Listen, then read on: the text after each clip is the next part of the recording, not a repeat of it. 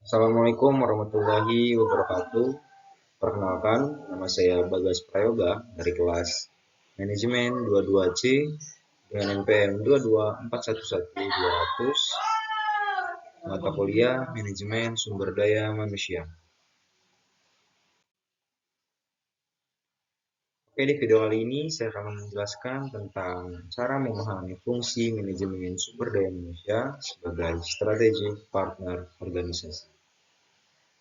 Manajemen sumber daya manusia atau biasa disingkat MSDM sebagai mitra strategis organisasi diperlukan dalam analisis pekerjaan dan perencanaan karir. Apa itu MSDM? Pengertian MSDM. Manajemen sumber daya manusia atau biasa disingkat MSDM ialah pengembangan sumber daya manusia yang berfungsi melakukan perencanaan sumber daya manusia, penerapan, rekrutan, pelatihan, pengembangan karir karyawan atau pegawai, serta melakukan inisiatif terhadap pengembangan organisasional sebuah organisasi atau perusahaan. Pada dasarnya, tidak ada perusahaan yang tidak membutuhkan manajemen SDM, atau istilah kerennya Human Resource atau HR. Bagian Human Resource itulah yang bertanggung jawab untuk mengurus berbagai kebutuhan perusahaan yang terkait dengan sumber daya manusia (SDM), termasuk di dalamnya ada manajemen sumber daya manusia (SDM), sehingga semua kegiatan atau pekerjaan berjalan dengan lancar dan lebih efisien.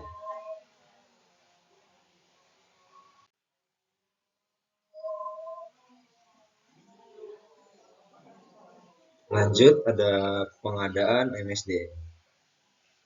Pengadaan SDM pada dasarnya merupakan suatu proses untuk mengisi berbagai posisi jabatan yang dibutuhkan oleh perusahaan.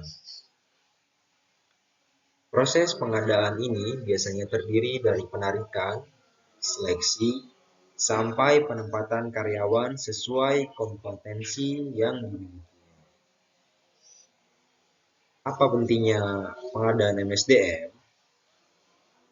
Dalam merekrut karyawan, perusahaan tidak hanya mempertimbangkan keterampilannya saja, sebab karyawan yang terlihat mampu dan terampil belum tentu menjanjikan produktivitas kinerja yang baik, apalagi kalau moral kerja dan kedisiplinannya rendah.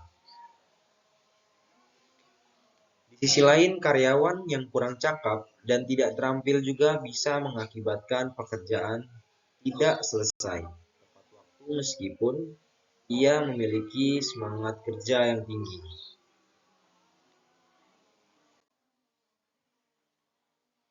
Kemudian ada 3 hal di sini, yaitu pertama, pelatihan dan pengembangan, pengukuran kinerja, kompensasi, dan manfaat. Yang pertama, pelatihan dan pengembangan, yaitu memberikan pelatihan dan pengembangan masa depan SDM agar siap menghadapi perubahan di masa depan. Lalu, yang kedua ada pengukuran kinerja, menilai kinerja SDM secara objektif dan memperbaiki kinerja yang kurang. Kemudian ada kompensasi dan manfaat, yaitu memberikan imbalan dan manfaat agar SDM termotivasi melakukan pekerjaan yang terbaik.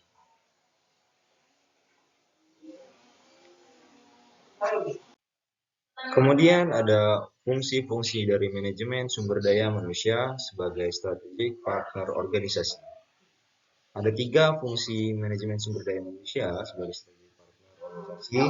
Yang pertama, yaitu menyelaraskan strategi perusahaan dengan sumber daya manusia.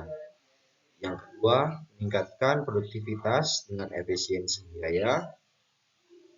Yang ketiga, mengembangkan keterampilan dan talenta SDM.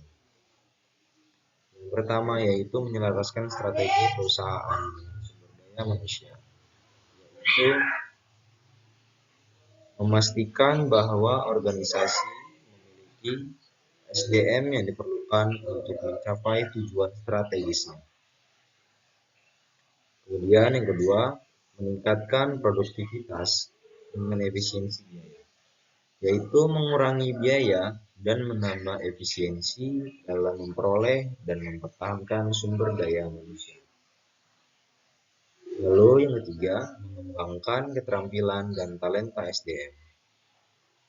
Mengembangkan keterampilan dan talenta sumber daya manusia agar dapat mencapai potensi maksimal dan mendukung tujuan perusahaan. Lalu ada analisis pekerjaan. Pertama, deskripsi pekerjaan. Yang kedua, pemilihan karyawan yang tepat.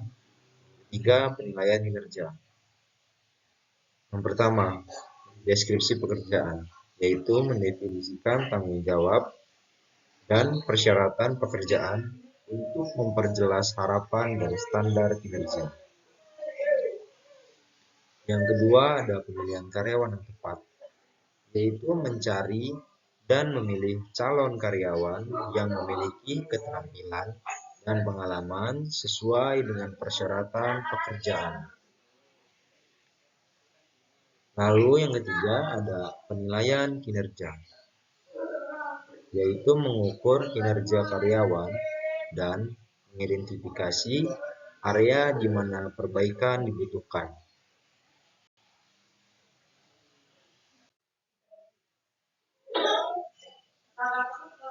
Selanjutnya ada rancangan pekerjaan. Ada 3 rancangan pekerjaan di sini. Pertama ada penilaian karyawan, yang kedua pengembangan karir, yang ketiga integrasi pekerja baru. Yang pertama yaitu penilaian karyawan, yaitu memberikan umpan balik dan evaluasi kepada karyawan untuk membantu mereka mencapai kinerja terbaik. Lalu yang kedua ada pengembangan karir, yaitu memberi dukungan dalam pengembangan karir karyawan untuk meningkatkan keterampilan dan meningkatkan motivasi. Dan yang terakhir, integrasi pekerja baru. Membantu karyawan baru merasa nyaman dan terintegrasi dengan organisasi untuk mempercepat masa orientasi mereka.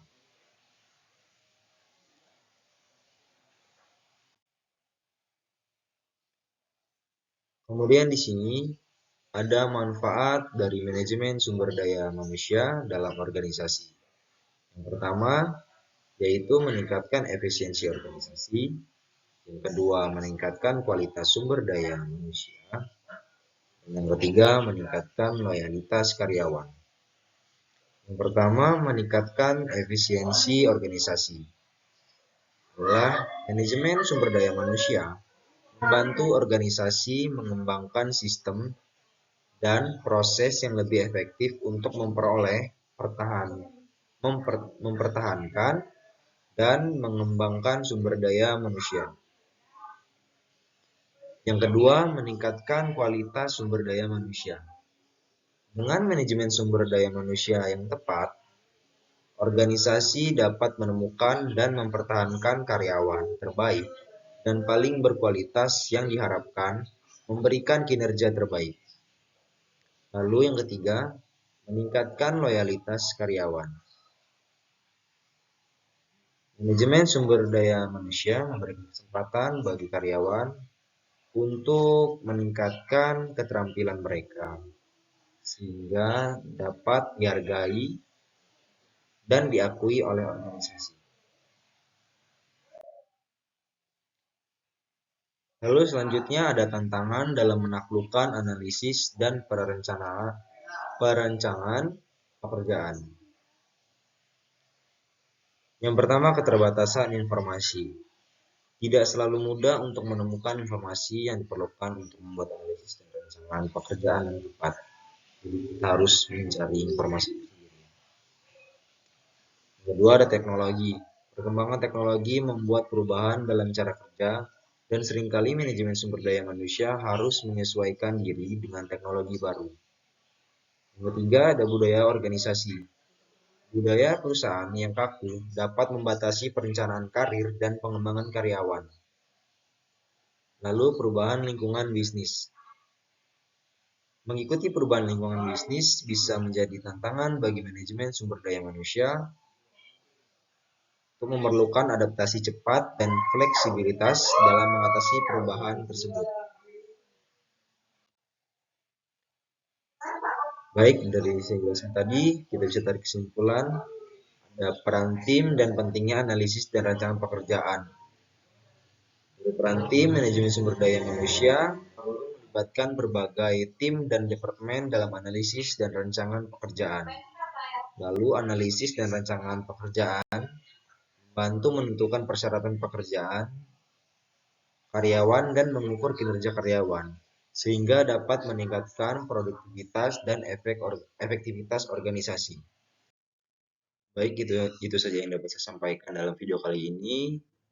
Jangan lupa subscribe dan nyalakan loncengnya. Saya ucapkan wassalamualaikum warahmatullahi wabarakatuh.